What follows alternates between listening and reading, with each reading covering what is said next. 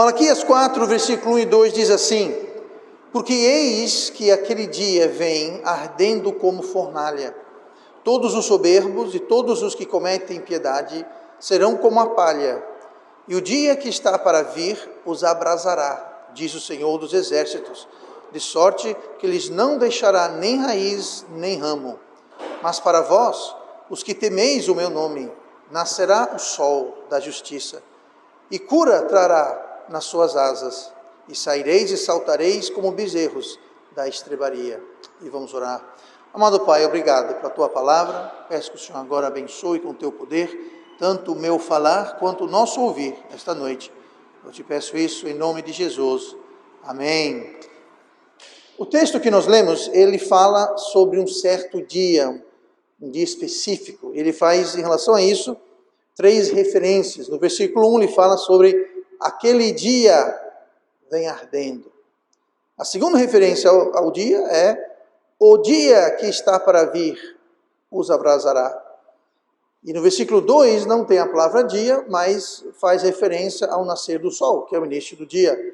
Nascerá o sol da justiça. Note que é um dia específico, está usando o artigo definido, é um dia específico. Aquele dia, o dia.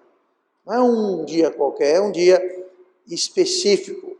E o texto se refere a esse dia que é diferente, é um dia, não é um dia normal. A Bíblia fala que enquanto existir o mundo, noite e dia vai haver noite e dia, vai ter as estações, inverno, verão e assim por diante. Mas não é esse dia, é o dia, é um certo dia, um específico dia. Não se refere a um dia, ao julgamento, tanto do grande trono branco, para quem não é salvo, nem o tribunal de Cristo, que é para os salvos. Não é aquele dia, mas inclui também, podemos englobar esse dia. E não está falando sobre um único dia. É um dia, mas é um dia específico. Não quer dizer que é só um, mas são dias especiais. Um dia escolhido por Deus, e há uma pluralidade desses dias. Tá? Então, quero deixar bem claro que aqui não está falando sobre o juízo final, ou o tribunal de Cristo, a volta de Cristo. Não é um dia único, singular. São vários dias que podem acontecer e ocorrer. Se você olhar em 1 Pedro 2, lá no Novo Testamento, faz referência justamente a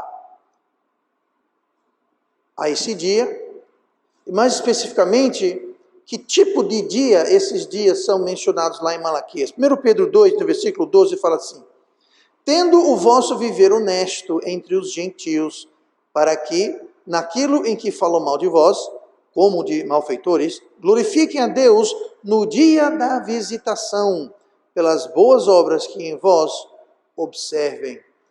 Então, esse dia aqui, que está falando lá em Malaquias 4, está falando sobre um dia, e Pedro explica que é o dia da visitação. Ele fala assim, no dia da visitação.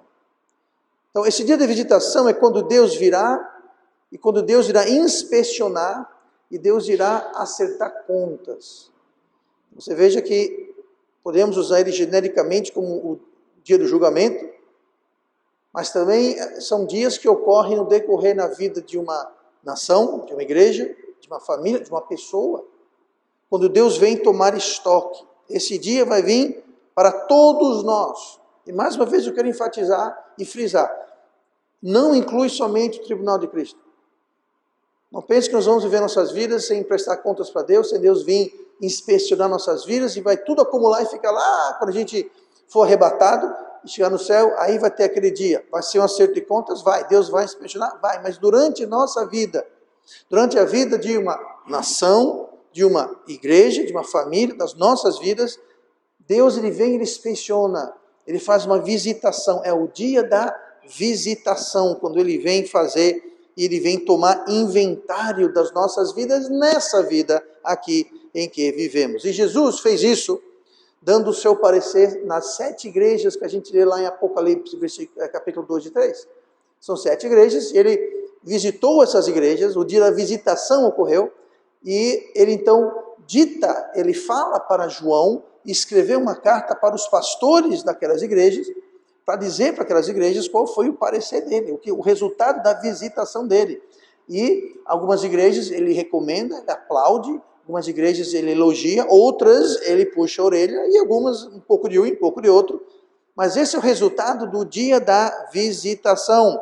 Jesus faz isso com nações, com igrejas, com indivíduos. Se a gente ler a parábola dos talentos em Mateus 25, nós não vamos ler agora, mas Mateus 25, o versículo 19 começa assim: e muito tempo depois veio o Senhor daqueles servos e fez contas com eles. Você lembra os talentos? Ele falou, olha, ele deu para cada um tantos talentos, foi embora, e aí ele volta aqui para prestar contas. E alguns granjearam mais talentos, e teve um que não fez nada, enterrou, e ó, você me deu, está aqui de volta. Não foi muito bom o final desse servo. O que é isso? É um dia da visitação. Aquilo é uma parábola, mas está ilustrando justamente o dia da visitação. Quando Cristo vai vir em nossas vidas, ele vai visitar, vai inspecionar e vai fazer em estoque, tomar inventário. Para alguns vai ser bem diferente do que para outros. E hoje então o tema vai ser o acerto de contas da visitação. O acerto de contas da visitação. Olhe comigo para Lucas 19, e nós vamos ver o dia da tua visitação. Lucas 19, e olhe comigo no versículo 42, e acompanhe, enquanto eu leio até o 44. Lucas 19, 42 diz assim: dizendo, se tu conhecesses também, ao menos neste teu dia, o que a tua paz pertence, mas agora isto está encoberto nos teus olhos. Só para dar um pouquinho de pano de fundo aqui, isso aqui é Jesus voltando a Jerusalém. Ele está voltando pela última vez, a sua última entrada em Jerusalém, antes de ser crucificado, e ao entrar em Jerusalém, ele vê Jerusalém distante, né? Ele está chegando próximo, ele fala isso, ele fala, falando para Jerusalém, mas ele está figurativamente falando ao povo de Israel. Está dando esse recado, pronunciando isso ao povo de Israel, e ele fala, se tu conhecesses também ao menos este teu dia, mais uma vez, mencionando dia, esse teu dia. Que dia? O dia em que o Messias está entrando em Jerusalém. Ele já tinha entrado várias vezes antes, claro, mas esse dia era diferente, porque seria a última vez que ele entraria em Jerusalém. Ele não entraria mais, ele sairia para ser crucificado, seria morto, e ele entrou, mas depois de ressurreto, mas antes da sua crucificação, essa foi a última vez que ele está entrando. Ele falou, se vocês conhecessem este dia, que dia? O dia que o Messias, o rei, está entrando em Jerusalém. E ele continua assim, mas agora isto está encoberto aos teus olhos. Eles não estavam sabendo. Alguns sabiam, claro, mas a grande maioria estava encoberto. Eles não estavam sabendo o que estava acontecendo um dia de visitação. Versículo 43. Porque dias virão sobre ti, em que os teus inimigos te cercarão de trincheiras, e te sitiarão, e te estreitarão de todos os lados, e te derrubarão, a ti e aos teus filhos que dentro de ti estiverem, e não deixarão em ti pedra sobre pedra, pois que não conheceste o tempo da tua visitação. Então o dia que ele está falando é o dia da visitação. E eles não sabiam. Isso aqui ocorreu, como diz, que Jesus entrando, e ele fala aqui o tempo da visitação. E vamos ver aqui o acerto de contas da visitação. Essa palavra visitação, uma palavra interessante no contexto do tema de hoje, porque essa palavra visitação é a palavra grega episcope. A palavra episcope é de onde nós temos o termo episcopo. Episcopo é uma dos cargos do pastor. Eu sou um episcopo. O que o episcopo faz? Bom, a palavra epi significa em cima, scopo significa olhar. Aí que vem telescópio, telescopos, longe, escopo, olhar, você olhar de longe. Microscópio, você vê algo pequeno, ele amplifica para você ver algo pequeno. Então, escopo quer dizer olhar. Existem outras aplicações, mas essa é a aplicação principal. E epi é em cima, ou seja, é alguém que é um supervisor, alguém que está em cima olhando, é alguém que está encarregado, alguém que está supervisionando, E essa mesma palavra é a palavra que é usada para a palavra o dia da visitação, é o dia do episcope.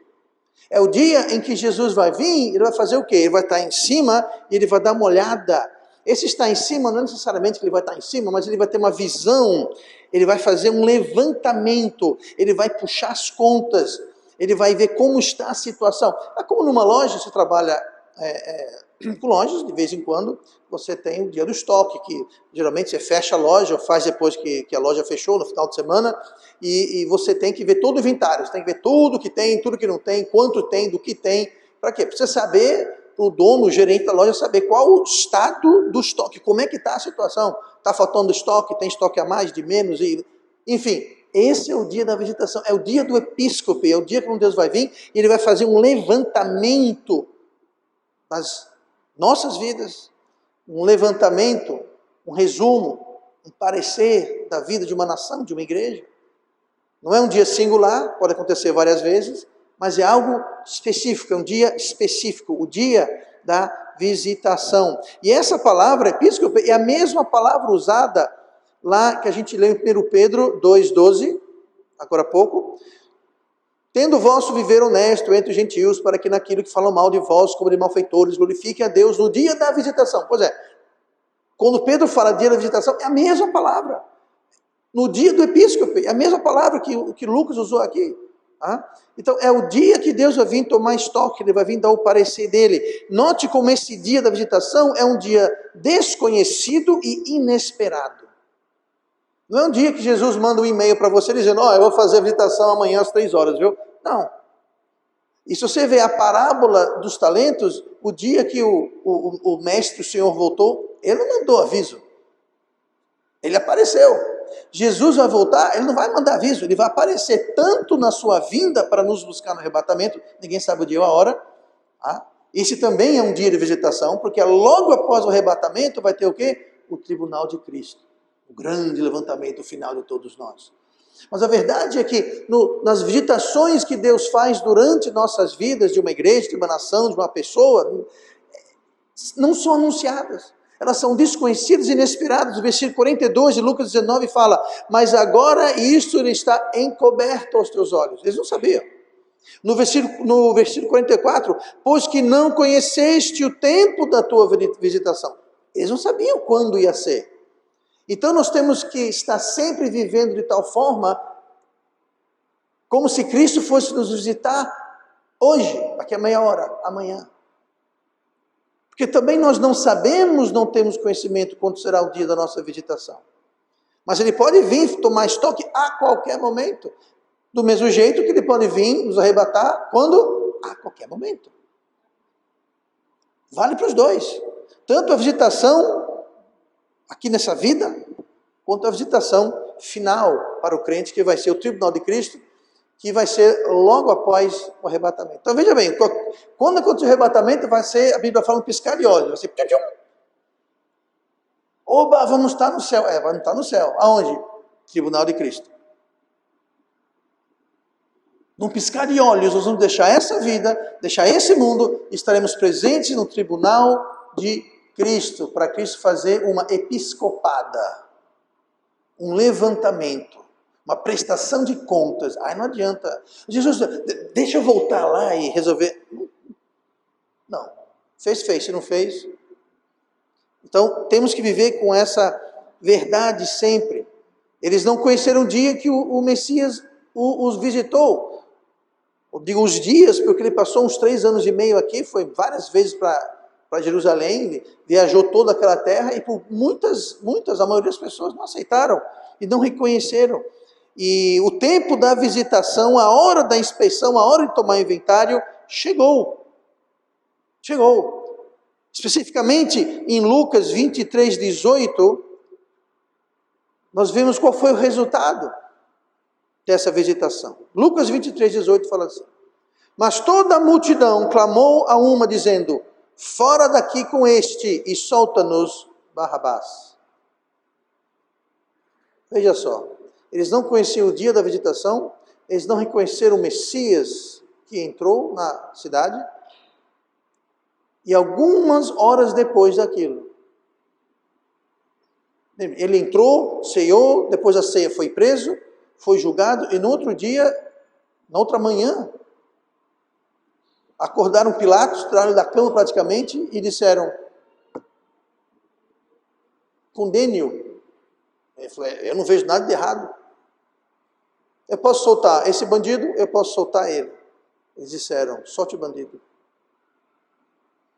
Esse foi o estoque, esse foi o estado em que estava a nação de Israel, no dia da sua visitação. E nós aqui olhando para trás dizemos: que absurdo escolher um bandido. E nós, como é que nós ficamos nessa? Se fosse hoje a nossa visitação, qual seria o nosso resultado? E após esses dias aqui que estamos falando em Lucas 19, após 40 anos aproximadamente, os romanos, sob o comando de Tito, invadiram e destruíram Israel e o templo. Em outras palavras, se cumpriu aquilo que Jesus falou lá no versículo 43. Porque dias virão sobre ti em que os teus inimigos, os romanos, os cercarão de trincheiras, fizeram isso, te sitiaram, e te estreitarão de todos os lados, e te derrubarão a ti e a teus filhos que dentro de ti estiverem, não deixarão em ti pedra sobre pedra. Por quê? Pois que não conheceste o dia da tua visitação. Nessa visitação, inclusive, foi dado o aviso: vai acontecer assim, assim, assim, porque você não reconheceu o dia da visitação. Quando tiveram oportunidade de aceitar e aclamar Jesus como rei, disseram: mata esse e solta Barrabás. 40 anos depois, se cumpriu essas palavras. Pastor, mas 40 anos é muito tempo. Tá, é muito tempo, mas se cumpriu. Tarda, mas acontece. E a cidade foi destruída e por muito tempo ficou assolada durante muitos anos. E a nação, depois ali, a nação de Israel foi dispersa e deixou de existir como nação. Não foi só em Jerusalém, não. Toda a nação foi assolada. E apenas algumas décadas atrás, foi que Israel, como uma nação, voltou a existir. E esse ressurgimento de Israel em preparação para a volta do rei. Antes de 1946, 47, 48, muitas coisas na Bíblia em relação à escatologia não faziam sentido, porque todas elas falavam sobre a nação de Israel. Mas até então não tinha nação de Israel. Havia sumido, havia 2000 anos e ninguém entendia nada direito. Mas quando a nação de Israel milagrosamente ressurgiu e milagrosamente resistiu até hoje aos ataques, então muitas coisas se encaixaram na palavra de Deus. O dia da nossa visitação também será desconhecido e inesperável, mas vem. Nações, igrejas, indivíduos, todos são visitados. Não será o mesmo para todos. Para alguns, será um dia de angústia. Olha comigo de volta para Malaquias capítulo 4 e versículo 1. O acerto de contas da visitação, primeira coisa que temos que entender é que haverá a tua visitação. Individualmente, a minha, haverá esse dia. Malaquias 4:1 fala assim: porque eis que aquele dia vem ardendo como fornalha. Todos os soberbos e todos os que cometem iniquidade serão como a palha, e o dia que está por vir os abrasará, diz o Senhor dos Exércitos, de sorte que lhes deixará sem raiz nem ramo. Para alguns o dia da visitação vai ser um dia de angústia, ardendo como a fornalha, os abrasará. O resultado dessa visitação para alguns será que eles ficarão como a palha. A palha é seca e infrutífera. A palha não serve para nada, não serve para ser jogado fora, queimada. Ela não frutifica, não dá fruto, está morto. Será como a palha sem raiz ou ramo, ou seja, vai estar seco de ponta a ponta. Não vai ter raiz embaixo da terra, nem o ramo que sobe. Então vai trazer destruição, vai trazer angústia. Eu não sei quanto a você, mas abrasar, arder, como palha, seco de ramo raiz, isso não me soa algo muito bom ou agradável. Se você pegar um ramo verde, uma raiz, uma semente, você planta, você pode até ter fruto. Você pode pegar um pedaço de cana, enterre direitinho, vai nascer uma nova planta daquilo. Mas depois que a cana seca e fica seco de raiz a ramo, não vai dar mais nada. Se você enterrar aquilo, pronto, enterrou, morreu, não vai sair mais nada. Esse é o resultado para alguns no dia da visitação, sem ter como consertar. Provérbios 29 e versículo 1 fala sobre isso. Quando Deus visita e visita e visita, e quando Deus avisa e avisa e avisa, isso corre em paralelo com a nação de Israel, que foi visitada e avisada e disciplinada, mas não tinha jeito, eles sempre voltaram para os mesmos erros. Provérbios 22, versículo 1 fala assim: o homem, ou mulher, o homem que muitas vezes repreendido endurece o cerviz, de repente será destruído sem que haja remédio. Note aqui que fala o homem que muitas vezes repreendido. Como eu disse, a nação de Israel é constantemente, Deus vem, Deus visita. O triste é que muitas vezes a nação e pessoas sequer sabem, souberam, reconheceram que foram visitados. Como Jesus falou lá em Lucas, falou: vocês não conhecem o dia da tua visitação. Vocês nem sequer ficaram sabendo que eu vim e eu episcopei vocês. Que eu tomei estoque, vocês nem sequer deram conta. E aqui está dizendo, o homem que muitas vezes repreendido, e que endurece a cerviz, aqui está falando de endurece, ele, em vez de ser maleável, em vez de aceitar graciosamente a repreensão de Deus, não, ele endurece, fica mais recalcitrante, fica com o coração mais duro, fica mais teimoso. Endurece o serviço. O que acontece? De repente quer dizer, não sabe o dia, não sabe a hora, é desconhecido e não é esperado. De repente, será destruído sem que haja remédio. Mas pastor, Deus não tem jeito para tudo? Deus tem jeito para tudo, mas tem coisas que não tem remédio. Não sou eu dizendo, é a Bíblia. Será destruído sem que haja remédio, ou seja, tem o potencial de deixar sequelas e consequências pelo resto da vida. Se você ver a vida de Davi foi um grande homem de Deus, muito usado por Deus, mas se você lembrar do estudo que fizemos algum tempo atrás sobre a vida de Davi, com o erro lá com Batseba e Urias, aquele episódio todo, após ele fez aquilo, a vida dele mudou completamente, e pelo resto da sua vida, ele precisou encarar problemas, sequelas e consequências daquele erro que ele cometeu. Tamar, Absalão, o julgamento que trouxe morte para, enfim, vão lá escutar a mensagem de novo, mas tudo aquilo assombrou a vida de Davi, o resto da sua vida. O que é isso, pastor? Não havia remédio. Não havia remédio. Aqui muito é dado, muito é cobrado, e Davi foi dado muito. E ele usurpou da sua autoridade, ele abusou do seu poder, agiu de forma tirânica, injusta, incorreta. Davi fez isso. Ele foi julgado. Ele foi repreendido. E para o que ele fez, as consequências, não havia remédio. Ele teve que conviver com aquilo pelo resto da vida, as consequências daquele ato. Então, mais uma vez, é de repente. Então, o dia da visitação ocorre e ocorrerá com todos nós. Nós temos que ter sabedoria, nós temos que ter uma visão de entender o que Deus está tentando fazer e reconhecer a sua ação em nossas vidas. Muitas vezes, muitas pessoas nem sequer sabem, como o povo de Israel, não conheceram o dia da sua visitação. Estavam totalmente alheios ao que estava acontecendo. Quem se encaixa nesse perfil de angustioso dia da visitação são pessoas que nós lemos aqui, pessoas orgulhosas, nós lemos no versículo 1, todos os soberbos. Quem mais? Rebeldes, todos os que cometem impiedade. E aí as duas coisas vão juntas, né? Soberba e impiedade andam de mão dadas. Então, tais pessoas, as pessoas más, as pessoas iníquas, falando sobre tal pessoa, lá em Provérbios 6, versículo 12, está escrito assim: o homem mau e o homem iníquo, lembrando que aqui estamos comparando no contexto do dia da angústia,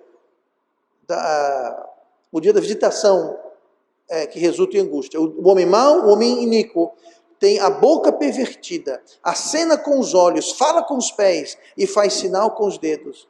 Há no seu coração perversidade. Todo o tempo maquina mal, anda semeando contendas. Por isso, a sua destruição virá repentinamente. Subitamente será quebrantado, sem que haja cura. Então, entende? Essa questão que não tem remédio, não tem cura, é uma realidade. Não viva você achando que qualquer coisa que eu fizer, Deus vai resolver, Deus vai lá, vai passar o pano por cima, jogar um pozinho mágico e vai tudo voltar como estava antes. Não, não, não, não e não. Existem situações, vemos apenas duas aqui, que Deus especificamente fala, será destruído, de repente, sem que haja remédio. Aqui fala, subitamente, repentinamente, será quebrantado, sem que haja cura. Então, esse dia angustiante, como resultado do dia da visitação, é uma realidade.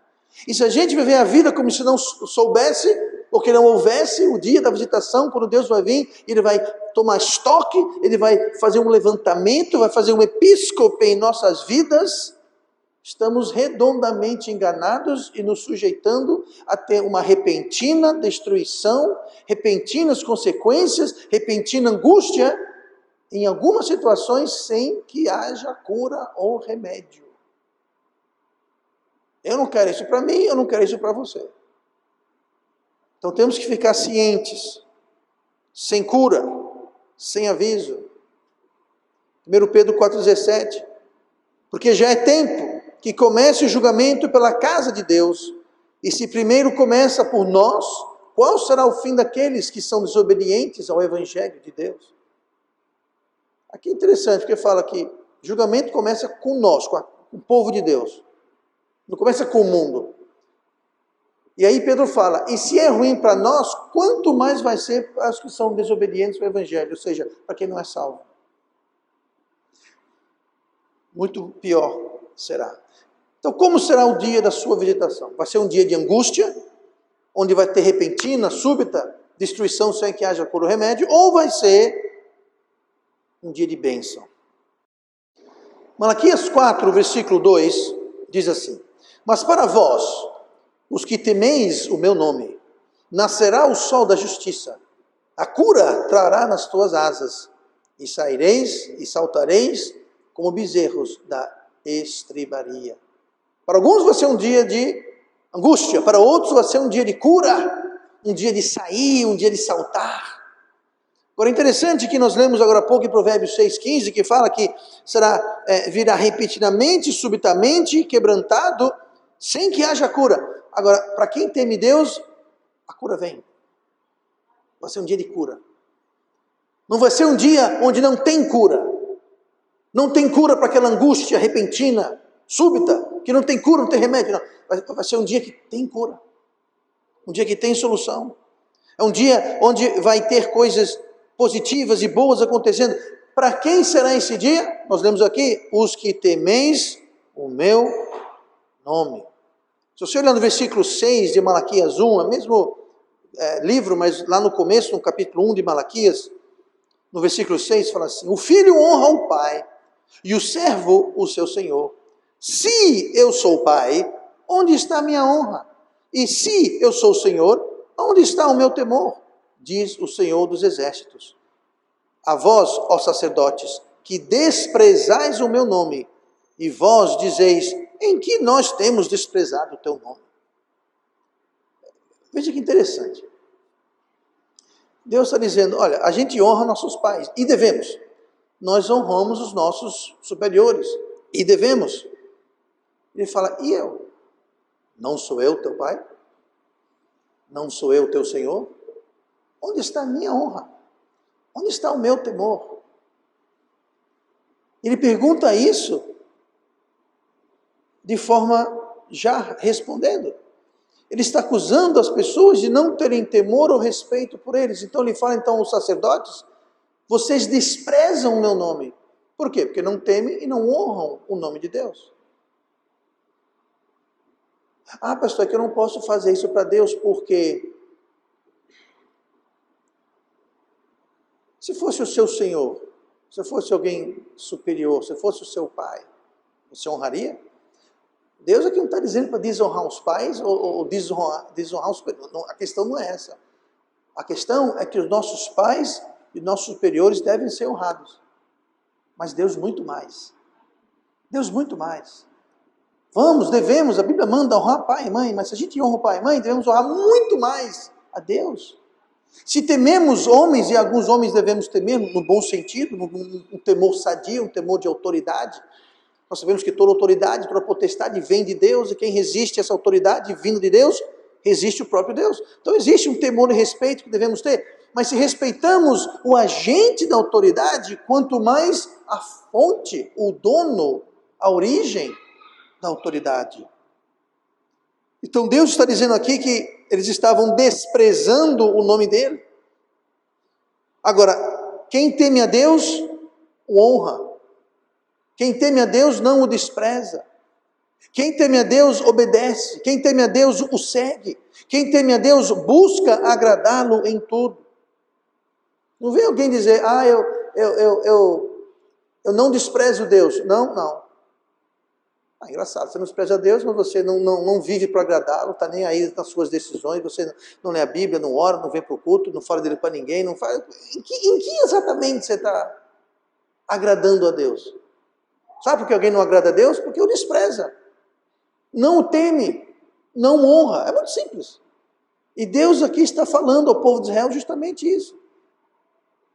Mas, a vocês que me temem, a vós que temeis o meu nome, agora é diferente, não é quem não teme, é quem teme. A vós que temeis o meu nome, nascerá o sol da justiça e cura trará nas suas asas.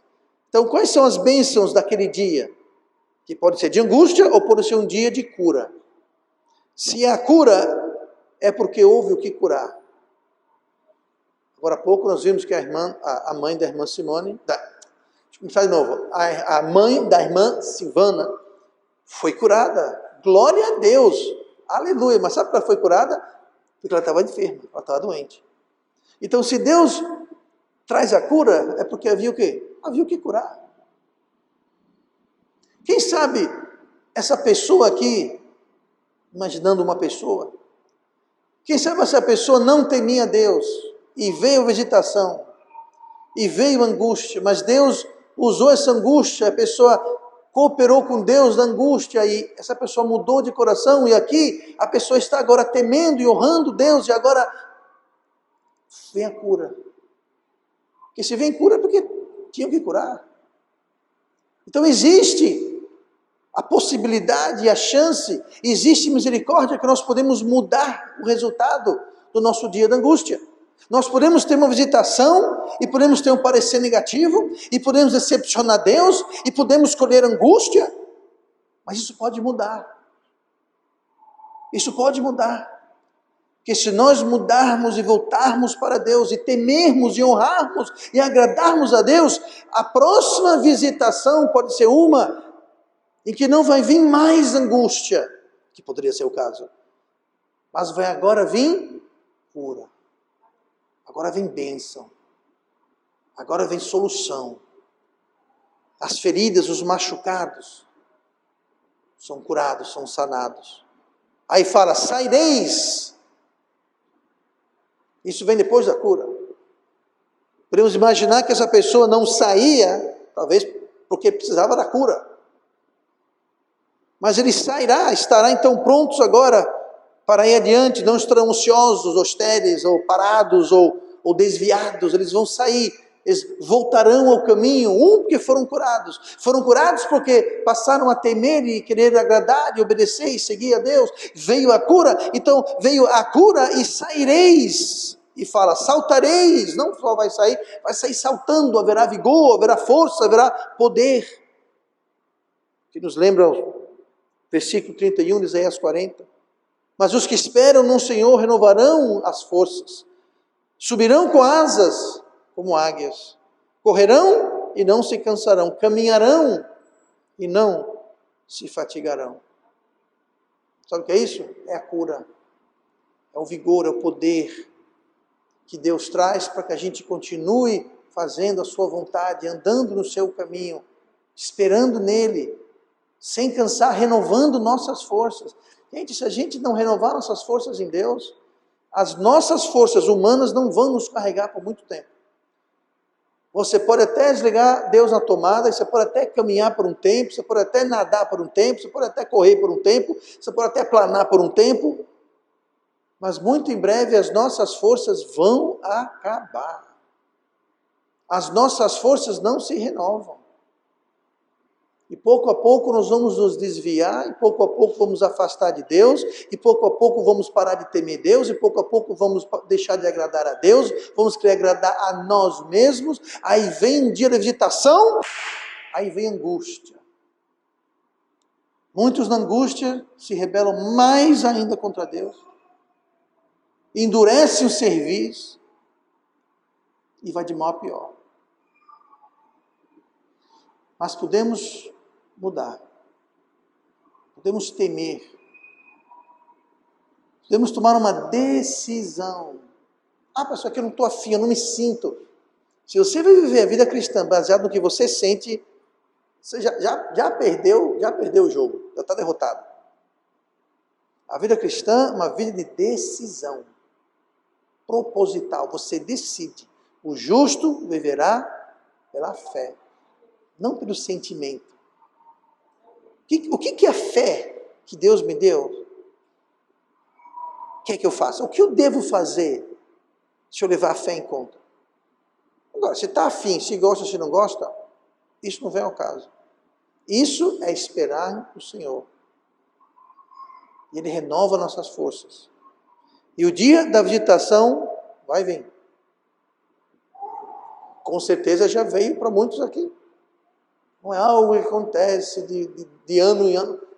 A Bíblia não fala a frequência. Eu sei que é desconhecido, não é avisado, mas ocorre. Pastor, que eu saiba, eu nunca tive. Pois é. Não quer dizer que não teve. Não quer dizer que não houve. Mas debaixo de qual categoria nós vamos estar? Debaixo da angústia ou da bênção? Isso depende exclusivamente de nós. Como que nós vamos reagir e como nós estamos vivendo. Tememos Deus? Não são palavras bonitas. Eu temo Deus. Não, você teme Deus? Você honra Deus ou você o despreza?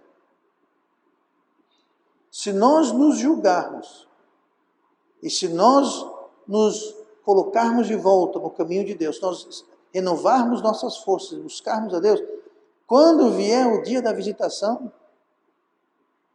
vai ser um dia de bênção. Mas se a gente ficar vivendo uma vida que Deus é um item ilustrativo, meramente decorativo, quando vier o dia da visitação, você nem vai saber que houve, mas vai colher os frutos. Vamos ficar espertos para as consequências do dia da visitação.